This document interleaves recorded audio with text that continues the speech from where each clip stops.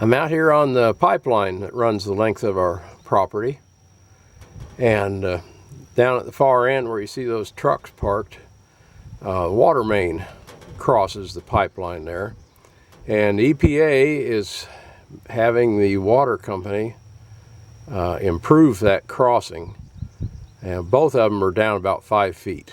I know the oil pipeline's right at 5 feet right here. Anyway, but EPA wants steel to be protecting the water main where it goes past the oil pipeline. So they've got 60 feet of casing here, steel casing, and they've got a new piece of water main there, and it has those bushings around it to keep it centered. Anyway, they're digging a trench at the far end. They're digging a trench at the far end down there, and they've got to go underneath the oil pipeline with this new piece of water main. So they've got to have it trenched out more than 60 feet on one side and about 40 feet on the other so they can work in there.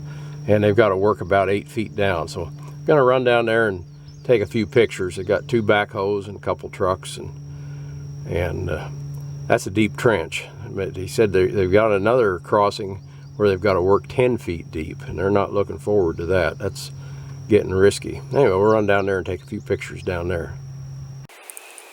And down at the far end, we've got people from CountryMark, the pipeline company. We've got people from the contractors. We had people from the water company.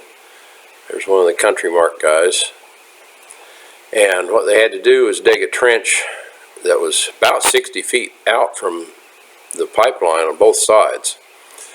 There's one of the engineering contractors.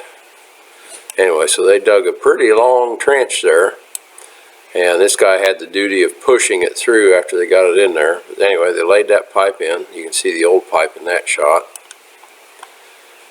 And the guy on the other end, I was watching, my gosh, they had to step that trench out because for safety reasons. So it was tricky staying on top of that with the backhoes.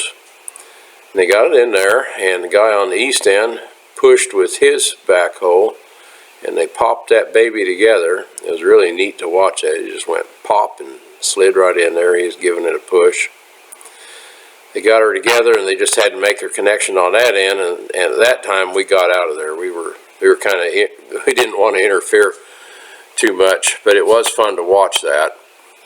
And we know what's in the ground there at the end of the farm, and there you got her all covered back up. It looks beautiful.